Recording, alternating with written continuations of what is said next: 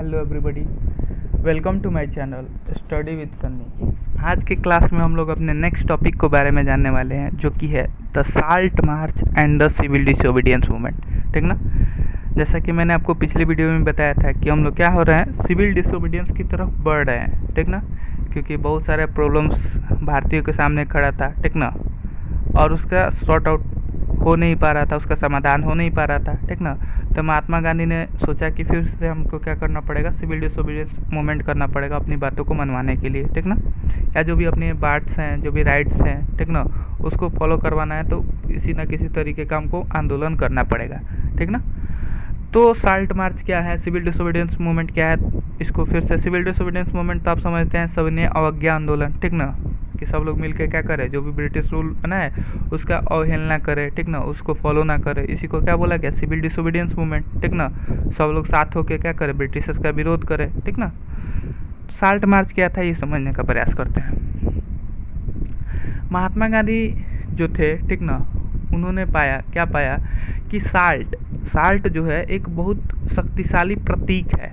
ठीक ना। क्या सा प्रतीक है, क्यों शक्तिशाली प्रतीक है, क्योंकि ये क्या कर सकता है, पूरे नेशन को, पूरे राष्ट्र को यूनाइट कर सकता है, एक कर सकता है। क्यों?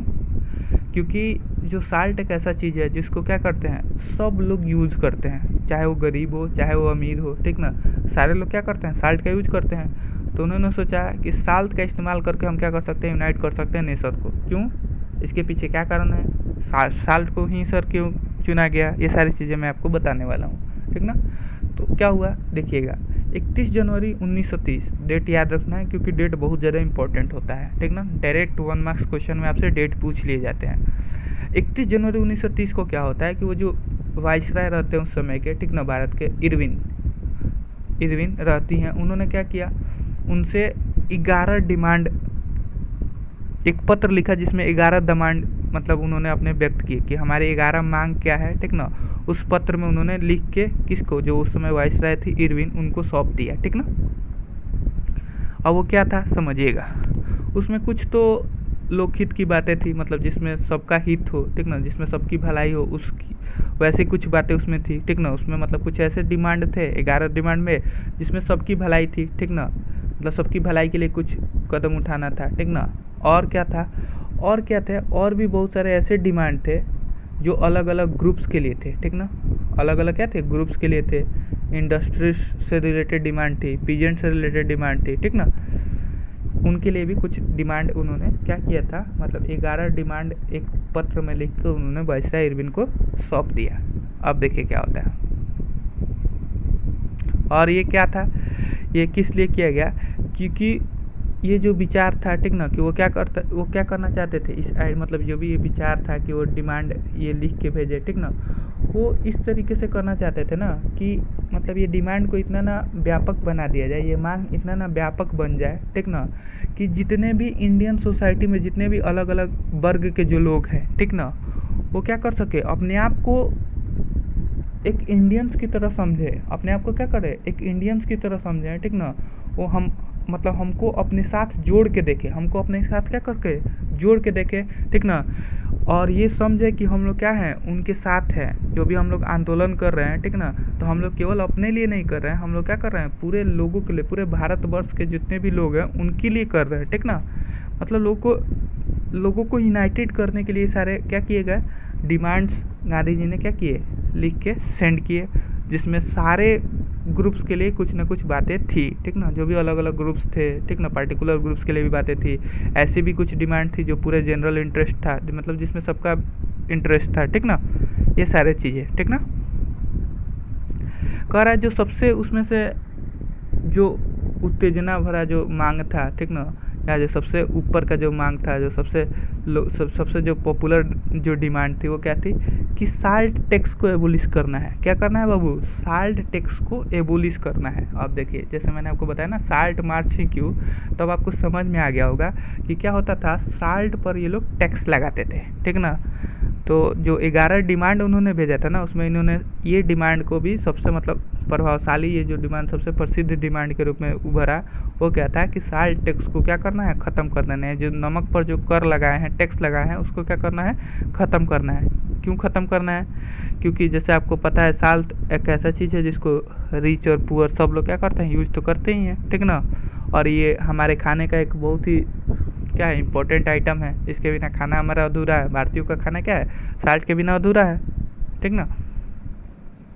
तो उनका मानना था कि जो साल्ट पे जो आप टैक्स लगाए हैं, ठीक ना, या साल्ट पे टैक्स क्या लगाए थे कि मतलब गवर्नमेंट को अधिकार था, मतलब गवर्नमेंट ही केवल क्या कर सकती थी, साल्ट का प्रोडक्शन कर सकती थी, ठीक ना। साल्ट पर टैक्स यही था कि गवर्नमेंट ही केवल क्या कर सकती है, साल्ट का प्रोडक्शन कर सकती है, ठीक ना। तो उन्होंने कहा कि ये सही नहीं है, ठीक ना। उन्होंने क्या कहा, सही नहीं है। और उन्होंने ये इस बात को व्यक्त किया, मतलब जब ये चीज़ें उनको पता चली तो उन्होंने व्यक्त किया, ये जो है ना, ये जो ये चेहरा है ब्रिटिश का, ठीक ना, मतलब ये जो रूप है ब्रिटिश सरकार की, ये सबसे दमनकारी रूप है, मतलब सबसे अत्याचारी तरीके से, मतलब बहुत ज़्यादा अत्याचार हम पर हो रहा है, ठीक ना। ब्रिटिश का बहुत ज़्यादा अत्याचारी ये क्या है, रूप है, ठीक ना, जो भारत में देखने को मिल रहा है, ठीक ना। कि उन्होंने क्या किया, अब खाने वाली चीज़ पर भी टैक्स लगा दिया है, ठीक ना। अब देखिए क्या था, महात्मा गांधी लेटरबाजी ने वे ऑफ अल्टीमेटम, ठीक ना। महात्मा गांधी का जो लेटर था, एक अंतिम चेतावनी के रूप में उन्होंने एक लेटर को भेजा था। उन्होंने क्या कहा था, समझिएगा, कि अगर जो हमारी मांग है 11 मार्च तक कंप्लीट नहीं हो जाती है, जैसे मैंने फिर बोला, याद रखिएगा वो डेट बहुत इंपॉर्टेंट होता है। 11 मार्च तक अगर हमारा डिमांड पूरा नहीं होता है, यानी 11 मार्च 1930 तक अगर हमारा डिमांड पूरा नहीं होता है, ठीक ना, तो हम क्या करेंगे, एक बहुत ही बड़ा मैसिव सिविल डिसोबीडियंस मूवमेंट हम क्या करेंगे, लॉन्च करेंगे, ठीक ना। एक मैसिव सिविल डिसोबीडियंस मूवमेंट हम लोग लॉन्च करेंगे, कैंपेन हम लोग लॉन्च करेंगे। ऐसा गांधी जी क्या उन्होंने क्या की थी, वार्निंग, अंतिम चेतावनी के रूप में भेजी थी उस समय के जो वाइसराय इरविन थी उनके लिए। लेकिन इरविन जो थे या थी वो क्या थी, अनविलिंग, मतलब वो इच्छुक नहीं थे कि वो बातचीत करे इस मुद्दे पर बातचीत करने के लिए वो तैयार नहीं थी, ठीक ना। तो महात्मा गांधी ने क्या किया, उन्होंने साल्ट मार्च किया। आप लोग सुने होंगे इसके बारे में, मैंने 8 क्लास में भी आप लोग को बताया था, ठीक ना। महात्मा गांधी ने अपना जो प्रसिद्ध साल्ट मार्च है उसको उन्होंने क्या किया, स्टार्ट कर दिया, ठीक ना। और उनके साथ कितने उनके मतलब करीबी लोग कितने लोग थे, 78 जो उनके ट्रस्टेड वॉलंटियर्स थे, उन्होंने विश्वास जिन पर उनको था, ठीक ना, वो उनके साथ उन्होंने क्या किया, मिलकर एक साल्ट मार्च शुरू किया, ठीक ना। एक साल्ट मार्च शुरू कर दिया, ठीक ना। मार्च कितने मतलब कितना डिस्टेंस था उसका, तो उसका डिस्टेंस था 240 माइल के करीब, ठीक ना। 240 माइल के करीब उसका डिस्टेंस था टोटल, ठीक ना। और कहाँ से कहाँ तक हुआ, देखिए सब क्वेश्चंस बनते हैं बाबू, ठीक ना। ये सारे क्वेश्चंस बनते हैं कि महात्मा गांधी जो साल्ट सत्याग्रह शुरू किए थे या साल्ट मार्च शुरू किए थे, उनमें उनके कितने साथी थे, तो 78। वो मार्च कितने माइल्स का था, तो 240 माइल्स, ठीक ना। कहाँ से शुरू हुआ, तो गांधी जी का जो आश्रम था साबरमती आश्रम अहमदाबाद में, वहाँ से शुरू होता है। और गुजरात का जो तटीय शहर था डांडी, वहाँ तक ये चलता है, ठीक ना। तो ये सारे क्वेश्चंस आपको बनाने होंगे, याद भी करने होंगे, बहुत ही इंपॉर्टेंट क्वेश्चंस है, ठीक ना। वॉलंटियर वॉक फॉर 24 डे, और ये जो पूरा साल्ट मार्च चला ना, इसमें 24 दिनों ने जो भी लोग थे, गांधी जी थे या जो उनके वॉलंटियर्स जो उनको साथ चल रहे थे, ठीक ना, उन्होंने 24 दिनों तक लगातार चला, ठीक ना। अबाउट 10 माइल्स ए डे, प्रतिदिन 10 माइल्स के करीब वो लगातार चलते रहे, ठीक ना। और उस दौरान क्या होता है कि जब भी महात्मा गांधी जहाँ भी मतलब रुकते थे, वहाँ पे क्या होते थे, बहुत सारे हज़ारों की संख्या में लोग उनको सुनने के लिए आते थे। मतलब रास्ते में जा के रुकते थे कहीं कहीं, तो हज़ारों की संख्या में लोग उनको क्या करते आते थे, सुनने के लिए आते थे, ठीक ना। और वो अपनी जो भी भाषण वगैरह देते थे, जो भी बोलते थे, उसमें यही बोलते थे कि स्वराज का मतलब क्या है, मतलब स्वराज का मतलब वो लोगों को सिखाते थे, ठीक ना। स्वराज का मतलब क्या करते थे, लोगों को सिखाते थे। और ये भी लोगों से रिक्वेस्ट करते थे कि हमको क्या करना है, पीसफुली, मतलब शांतिपूर्वक हमको क्या करना है, ब्रिटिशर्स को, ठीक ना, अपने देश से निकालना है, ठीक ना, शांतिपूर्वक, ठीक ना, बिना हिंसा किए हुए हमको अपने देश से क्या करना है, ब्रिटिशर्स को हटाना है, ठीक ना। वो सारे साल्ट मार्च में जहाँ जहाँ रुकते ये सारी बातों को बताते रहते थे, ठीक ना। 6 अप्रैल को वो डांडी पहुंच जाते हैं। 6 अप्रैल को क्या कहाँ पहुंच जाते हैं, डांडी पहुंच जाते हैं। और वहाँ पे सेरेमोनिकली मतलब उत्सव मनाते हुए उन्होंने क्या किया, लॉ जो बनाए थे, कौन, ब्रिटिशर्स ने जो लॉ बनाया था उसको वायलेट कर देते हैं, उसका हनन कर देते हैं, ठीक ना। क्यों हनन कर देते हैं, वहाँ पे जैसे कि मैंने आपको बताया कि उन्होंने लॉ बनाया था क्या है कि केवल ब्रिटिशर्स ही साल्ट प्रोड्यूस कर सकते हैं। इन्होंने क्या किया, साल्ट वहाँ पे मैन्युफैक्चर किया, ठीक ना। साल्ट जो भी बॉइलिंग सी वाटर को बॉयल करके उन्होंने क्या किया, वहाँ पे साल्ट मैन्युफैक्चर किया, ठीक ना। तो ये पूरा आपका क्या था, साल्ट मार्च था। तो आपको समझ में आ गया होगा कि साल्ट मार्च क्या था, ठीक ना। और यही से क्या होती है, सिविल डिसोबीडियंस मूवमेंट की शुरुआत होती है। क्योंकि आपको मैंने बताया था कि गांधी जी ने क्या किया था, अंतिम चेतावनी दी थी कि अगर 11 मार्च तक क्या किए आपको इस पे डिसीजन नहीं लेते हैं तो हम क्या करेंगे, सिविल डिसोबीडियंस मूवमेंट शुरू करते हैं। और इसके लिए उन्होंने शुरुआत करने के लिए उन्होंने सबसे बढ़िया उपाय निकाला, साल्ट मार्च करके इसकी शुरुआत कर दी, ठीक ना। इस मूवमेंट की क्या कर दी, साल्ट मार्च का एक बहुत बड़ा एक मार्च निकाला और इस मूवमेंट की शुरुआत कर दी, ठीक ना। अब ये मूवमेंट जो था किस तरीके से अलग था नॉन कॉपरेशन मूवमेंट से, ठीक ना। How was this movement different from non cooperation movement, ये समझने का प्रयास कीजिएगा, ठीक ना। अब देखिएगा इसमें क्या था, कह रहा है कि people were ask not only to refuse cooperation. इस मूवमेंट में जो था, इस मूवमेंट में लोग केवल सहायता करने से मना नहीं करते थे ब्रिटिशर्स का, ठीक ना। जैसे कि नॉन कॉपरेशन मूवमेंट में क्या था कि लोग सहायता करने से मना कर देते थे, किसका, ब्रिटिशर्स का, ठीक ना। या लोगों ने क्या किया, ब्रिटिश का प्रोडक्ट यूज करना बंद कर दिया, ठीक ना। यही सब चीज़ें ना किया था नॉन कॉपरेशन मूवमेंट में। ये किस तरीके से डिफरेंस था ये समझने का प्रयास करेंगे। तो इसमें क्या हुआ कि ये सब तो वो लोग करते ही थे, मतलब जो नॉन कॉपरेशन में काम करते थे वो तो करते ही थे, लेकिन इस बार का जो मूवमेंट था ना, जो इस बार जो 1913 में जो सिविल डिसोबीडियंस मूवमेंट हुआ, इसमें लोग क्या करते थे, कॉलोनियल लॉ को भी ब्रेक करते थे। इसमें क्या करते थे, कॉलोनियल लॉ को भी क्या करते थे, ब्रेक करते थे। मतलब जो भी ब्रिटिशर्स लॉ बनाए थे उसको भी, लॉ को फॉलो नहीं करते थे, लॉ उनका तोड़ देते थे, ठीक ना। जैसे कि मैंने अभी बताया कि साल्ट बनाना वर्जित था भारतीयों का, तो इन्होंने, महात्मा गांधी खुद ने क्या किया, साल्ट को बनाया, ठीक ना, और लॉ को वायलेट किया, ठीक ना। इसमें सबसे बड़ा डिफरेंस आपको ध्यान रखना होगा सिविल डिसोबीडियंस मूवमेंट में, जो कि 1913 में शुरू हुआ था, और नॉन कॉपरेशन मूवमेंट में कि क्या था कि यहाँ पे क्या हुआ, सिविल डिसोबीडियंस में कि लॉ भी क्या हो गए, वायलेट किए गए, जबकि नॉन कॉपरेशन मूवमेंट में ऐसा कुछ नहीं था, लॉ को वायलेट नहीं किया जाता था। यहाँ पे लॉ को भी वायलेट किया जाता था, ठीक ना। किस तरीके से लॉ वायलेट होता था ये समझिएगा कि जैसे क्या होते थे, बहुत सारे जो भी अलग अलग पार्ट्स में लोग क्या करते थे, कंट्री के जो अलग अलग भागों में लोग क्या करते थे, साल्ट जो फैक्ट्री होती थी जहाँ ब्रिटिशर्स क्या करते थे, जो ब्रिटिश गवर्नमेंट होती थी वो साल्ट बनाती थी अपने फैक्ट्री में, वहाँ पे लोग जाके क्या करते थे, साल्ट बनाते थे, ठीक ना, विद्रोह करते थे, ठीक ना, ब्रिटिशर्स का। एक ये तरीका है लॉ ब्रेक करने का। दूसरा, जैसे जैसे मूवमेंट फैलता चला गया, फॉरेन क्लॉथ्स वगैरह, ये तो जैसे नॉन कॉपरेशन में भी आपको देखने को मिला होगा कि फॉरेन क्लॉथ्स को, जो भी ब्रिटिशर्स के क्लॉथ आते थे उसका बहिष्कार किया जाता था। जो भी शराब की दुकानें होती थी उसको पिकेटेड बताया था ना कि घेराबंदी कर दिया जाता था, मतलब उसमें लोगों को जाने की इजाज़त नहीं दी जाती थी, ठीक ना। इसमें एक और चीज़ हुआ कि पीजेंट्स क्या करते थे, रेवेन्यू देने से मना कर दिए, ठीक ना। जो भी उनको टैक्स देना होता था वो नहीं देते थे, चौकीदारी टैक्स, ये सारे टैक्स उन्होंने देने से क्या कर दिया, मना कर दिया। चौकीदारी टैक्स वगैरह जो भी लगता था वो सब भी देने से मना कर दिया। विलेज ऑफिशियल्स जो थे, विलेज के जो ऑफिशियल्स थे जो काम पे लगे हुए थे, अलग अलग पद पे जो थे, उन्होंने रिजाइनेशन दे दिया, ठीक ना। और बहुत सारे जगहों पे जो गांव के जो जंगल के लोग होते थे ना, उन्होंने क्या किया, जो भी फॉरेस्ट लॉ उन्होंने बनाया था, किसने, ब्रिटिशर्स ने, उसको क्या किया, वायलेट किया, ठीक ना। उसको क्या किया, वायलेट किया। जैसे आपको पढ़े होंगे तो रिजर्व फॉरेस्ट का ब्रिटिशर्स क्या करते थे, रिजर्व फॉरेस्ट बनाते थे जिसमें किसी को जाने की इजाज़त नहीं होती थी। तो लोग क्या करते थे, रिजर्व फॉरेस्ट में जाते थे और वहाँ से जो भी ये लकड़ियाँ वगैरह चुनते थे, अपने जो भी मवेशी वगैरह होते थे उसको चरवाते वगैरह रहते थे, ठीक ना। जबकि रिजर्व फॉरेस्ट में से इजाज़त नहीं था, लॉ के खिलाफ था कि अगर आप इस तरीके से करेंगे तो आपको सीवियर पनिशमेंट भी दिया जा सकता है, ठीक ना। लेकिन इन सब चीज़ों का ध्यान ना देते हुए भारतीयों ने ये करना शुरू कर दिया था 1913 के जो सिविल डिसोबीडियंस मूवमेंट हुआ था उसमें, ठीक ना। तो यहाँ तक आपको चीज़ें क्लियर हो गई होंगी कि इस बार का जो सिविल डिसोबीडियंस मूवमेंट था किस तरीके से अलग था नॉन कॉपरेशन मूवमेंट से। तो मेन पॉइंट यही बस आपको ध्यान में रखना है कि इस बार का जो सिविल डिसोबीडियंस मूवमेंट था, इसमें क्या किया गया, लॉ को ब्रेक किया गया, ठीक ना, लॉ को वायलेट किया गया, यानी जो ब्रिटिशर्स लॉ बनाए थे उसको भी वायलेट किया गया इस बार के आंदोलन में। यहाँ तक चीज़ें क्लियर हो जानी चाहिए।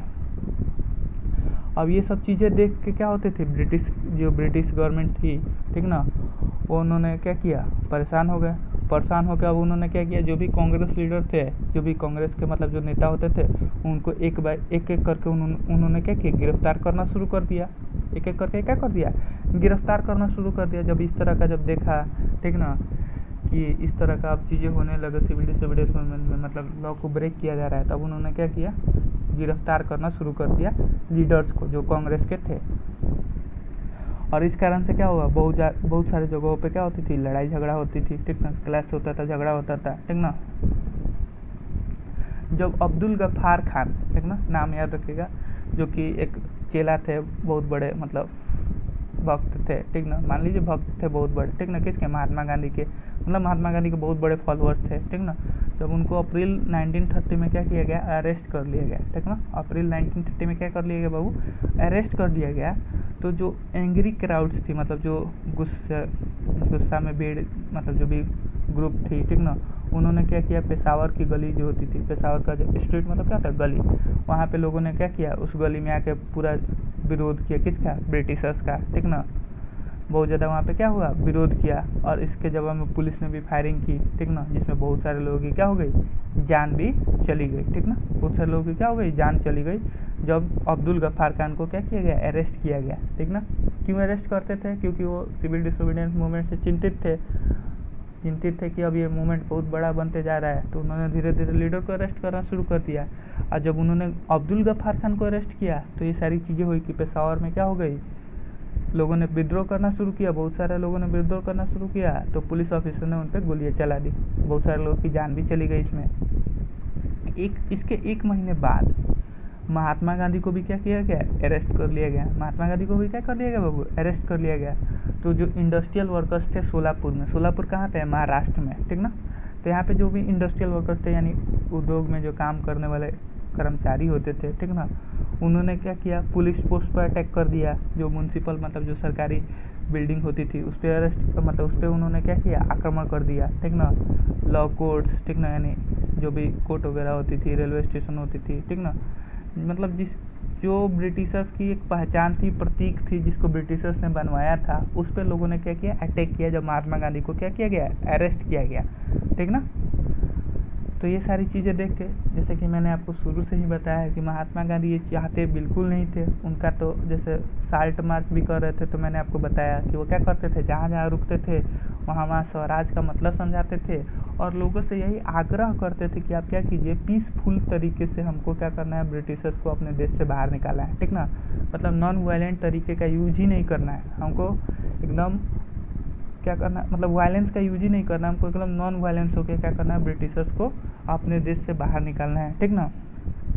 लेकिन जब उन्होंने देखा कि ये सारी चीज़ें हो रही है, अब्दुल गफ्फार खान के केस में बहुत सारे लोगों की जान चली गई, और जब उनको अरेस्ट किया गया तो ये सारी घटनाएं देखने को मिली, ठीक ना। और इसके जवाब में क्या करती थी गवर्नमेंट, भी क्या करती थी, बहुत क्रूर तरीके से लोगों पर अत्याचार करती थी, उनको पीटती थी, मारती थी, ठीक ना, उन पर अटैक करती थी। जैसे कि जब ये सब चीज़ें हुई थी ना, जब महात्मा गांधी को जब अरेस्ट किया गया, तो महात्मा गांधी को अरेस्ट करने के बाद से क्या हुआ कि जब ये सारी चीज़ें घटना घटी कि सोलापुर के जो भी इंडस्ट्री वर्कर्स थे उन्होंने विद्रोह करना शुरू किया, मतलब जो भी ब्रिटिशर्स के जो सिम्बोलाइज प्लेस थे उस पर अटैक किया। तो ब्रिटिशर्स गवर्नमेंट ने भी बहुत क्रूर तरीके से इसका जवाब दिया। क्या किया कि जो भी पीसफुल सत्याग्रही थे, मतलब जो शांति से क्या कर रहे थे, अपना शांति से विरोध कर रहे थे, शांति से विरोध प्रदर्शन कर रहे थे, उन पर अटैक किया गया, ठीक ना। वुमेन्स, जो भी बच्चे थे, महिलाएं थी, उनको मारा गया, पीटा गया, ठीक ना, और लगभग 1 लाख लोगों को अरेस्ट कर लिया गया, ठीक ना। तब ये सब चीज़ें गांधी जी भी देख रहे थे, ये सब चीज़ें क्या कर रहे थे, गांधी जी भी देख रहे थे, ठीक ना। इस सिचुएशन में फिर से क्या किया गया, महात्मा गांधी ने इस आंदोलन को क्या कर लिया, इस आंदोलन को वापस ले लिया। कौन सा आंदोलन, जो सिविल डिसोबीडियंस मूवमेंट उन्होंने शुरू किया था, साल्ट मार्च का आयोजन करके जो सिविल डिसोबीडियंस मूवमेंट उन्होंने शुरू किया था, उस आंदोलन को फिर से वापस ले लिया। क्यों वापस ले लिया, आपको समझ में आ गया होगा क्यों वापस लिया था, ठीक ना। क्योंकि जो भी उस समय जो सिचुएशन थी भारत की, तो ज़्यादा हिंसा हो रहे थे, वायलेंस ज़्यादा हो रहा था, और इस कारण से जो पीसफुल होकर भी क्या कर रहे थे, प्रोटेस्ट वगैरह कर रहे थे, उनको भी बहुत ज़्यादा परेशानी झेलनी पड़ी थी, ठीक ना। उनको भी बहुत ज़्यादा अत्याचार झेलना पड़ा था, ठीक ना, किसका, ब्रिटिशर्स का। इस कारण से महात्मा गांधी ने फिर से इस आंदोलन को क्या कर दिया, इस आंदोलन को कॉल्ड ऑफ कर दिया, मतलब इसको वापस ले लिया, ठीक ना। और उन्होंने इस बार एक एग्रीमेंट किया किसके साथ, जो वाइसरॉय उस समय की थी, इरविन के साथ। 5 मार्च 1931 को 5 मार्च 1931 को उन्होंने आंदोलन वापस ले लिया, सिविल डिसोबीडियंस मूवमेंट। और उन्होंने क्या किया, एक एग्रीमेंट, एक संधि किया किसके साथ, उस समय की जो वाइसरॉय इरविन थी उनके साथ। इस संधि में क्या हुआ, इस संधि में यही हुआ कि गांधी जी सहमत हो गए। गांधी जी क्या हो गए, सहमत हो गए कि राउंड टेबल कॉन्फ्रेंस में क्या करेंगे, पार्टिसिपेट करेंगे। पार्टिसिपेट मतलब भाग लेंगे, इसमें जाएंगे वो, ठीक ना। जैसे कि आपको बताए थे कि क्या था, एक बार इरविन, मैंने बताया था ना कि इरविन ने क्या किया था कि ये राउंड टेबल कॉन्फ्रेंस का मतलब एक योजना लेके आई थी, ठीक ना, जिसमें उनका मानना था कि अगर भारत को आज़ाद किया जाए तो किस तरह भारत का कॉन्स्टिट्यूशन होगा, ये सारी बातें हम लोग करेंगे, ठीक ना, बातचीत करेंगे, और भारतीय लोगों की क्या ज़रूरत है, किस तरह की डिमांड है, ये सारी चीज़ों को सुना जाएगा, ठीक ना। इस तरह की बातें की गई थी। तो जो पहला राउंड टेबल कॉन्फ्रेंस था, आयोजित किया गया था, उसको क्या किया, कांग्रेस के जो भी लीडर्स थे उन्होंने बॉयकॉट किया था, मतलब इसमें नहीं गए थे वो लोग, ठीक ना, मतलब इसको बहिष्कार कर दिया था कि ये सब जो भी है आपका झूठा जो दिलासा आप दिला रहे हैं, उसको उन्होंने क्या किया, बहिष्कार कर दिया था। लेकिन इस बार गांधी जी क्या हो गए, उन्होंने एग्रीमेंट के तहत उन्होंने ज्वाइन करने का फैसला कर लिया। उन्होंने कहा कि अब हम क्या करेंगे, इस सेकेंड राउंड टेबल कॉन्फ्रेंस में जाएंगे, ठीक ना, जो कि लंदन में होने वाला था। याद रखिएगा, ये भी क्वेश्चन पूछा जाता है कि कौन सा राउंड टेबल कॉन्फ्रेंस था, ठीक ना, जिसमें गांधी जी पार्टिसिपेट किए थे। तो सेकेंड राउंड टेबल कॉन्फ्रेंस था, ठीक ना। फर्स्ट को क्या कर दिया गया था, बहिष्कार कर दिया, बॉयकॉट कर दिया गया था। सेकेंड को गांधी जी ने क्या किया था, मतलब गांधी जी ने उसमें जाके पार्टिसिपेशन की थी, ठीक ना। और इसके बदले गवर्नमेंट भी क्या हो गई, सहमत हो गई कि जो भी प्रिजनर्स हैं, मतलब जो भी राजनीतिक लीडर्स हैं जिनको कैदी बना के रखा गया, उनको हम छोड़ देंगे, ठीक ना। और दिसंबर 1931 में गांधी जी लंदन जाते भी हैं इस कॉन्फ्रेंस के लिए, ठीक ना। दिसंबर महीने में जो सेकेंड राउंड टेबल कॉन्फ्रेंस हुई, इसके लिए क्या होते हैं, गांधी जी जाते भी हैं लंदन में।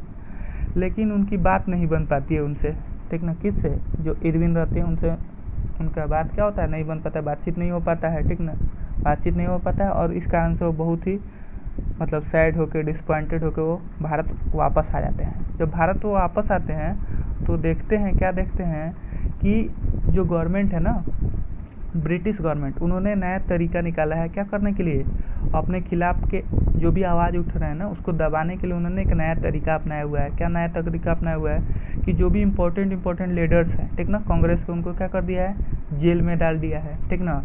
कांग्रेस जो पार्टी है उसको गैर कानूनी घोषित कर दिया है कि ये गैर कानूनी पार्टी है, ठीक ना, इस पार्टी को नहीं चलना चाहिए, ठीक ना। और भी बहुत सारे ऐसे स्टेप्स लिए हैं, ठीक ना, और भी बहुत सारे ऐसे स्टेप्स लिए हैं, जैसे कि अब कोई क्या कर सकता है, ग्रुपिंग नहीं कर सकता है, क्या कर सकता है बाबू, ग्रुप बना नहीं सकता, इस तरह का मैंने बहुत सारा उन्होंने क्या किया था, स्टेप्स लिया था, ठीक ना। मीटिंग नहीं कर सकते हैं, विरोध नहीं कर सकते, बॉयकॉट नहीं कर सकते हैं, ठीक ना। जब वो सेकेंड राउंड टेबल कॉन्फ्रेंस से लौट कर आए तो उन्होंने ये सारी चीज़ें देखी कि क्या है, जो भी इम्पोर्टेंट लीडर है उनको जेल में डाल दिया, कांग्रेस के इम्पोर्टेंट लीडर्स को, जो भी कांग्रेस पार्टी है उसको इलीगल कर दिया, मैंने बैन कर दिया उसको, ठीक ना, गैर कानूनी साबित कर दिया। और भी बहुत सारे ऐसे स्टेप्स लिए गए, ठीक ना, जैसे कि मीटिंग नहीं करनी है, विरोध कोई नहीं करना है, कोई बॉयकॉट नहीं करना है, इस तरह के बहुत सारे स्टेप्स उन्होंने उठाए थे, ठीक ना। जब भारत में सेकेंड राउंड टेबल कॉन्फ्रेंस के बाद गांधी जी आए थे इंडिया में, तब उन्होंने ये सारी चीज़ें देखी, ठीक ना। यहाँ तक चीज़ें आपको क्लियर होनी चाहिए। अब इस डर के साथ क्या किए, ठीक ना, बहुत उनको ये देखे कि अब उनको लगा कि अब इस तरीके से तो फिर से क्या होगा, ब्रिटिशर्स अपना कब्जा कर लेंगे, ठीक ना, बहुत ज़्यादा प्रॉब्लम फेस करना पड़ेगा फिर से इंडियंस को। तो उन्होंने क्या किया, इस डर के साथ फिर से इस आंदोलन को रीलॉन्च कर दिया, यानी जो सिविल डिसोबीडियंस मूवमेंट था इसको दोबारा से लॉन्च कर देते हैं वो, ठीक ना। और ये आंदोलन फिर से 1 साल तक चलता है और धीरे धीरे फिर 1934 तक आते आते ये आंदोलन जो था, ठीक ना, जो इसका मोमेंटम है, मतलब जो रुपीज़ को जो वैल्यू मिलती थी, ठीक ना, उसको वो क्या हो जाती है, कम हो जाती है, मतलब इसका ये फीका पड़ना शुरू हो जाता है 1934 तक आते आते, ठीक ना। ये पूरा आपका टॉपिक था जिसमें आपको मैंने बताया कि सिविल डिसोबीडियंस मूवमेंट क्या था, क्यों सिविल डिसोबीडियंस मूवमेंट लॉन्च किया गया, ये सारी चीज़ें मैंने आपको आज क्लियर कर दी। उम्मीद करता हूँ कि आपको सारी चीज़ समझ में आई होंगी। साल्ट मार्च क्या है, सारी चीज़ें हमने इस वीडियो में क्लियर किया, ठीक ना। अब हम लोग देखेंगे कि किस तरीके से जो पार्टिसिपेंट थे, यानी जो भाग लेने वाले व्यक्ति थे, जो अलग अलग मूवमेंट में भाग लेते थे, जो अलग अलग ग्रुप्स थी, वो किस तरीके से आंदोलन को देखती थी, ये सारी चीज़ें हम लोग नेक्स्ट वीडियो में समझेंगे। तो हम मिलेंगे नेक्स्ट वीडियो में, तब तक के लिए ओके, थैंक यू।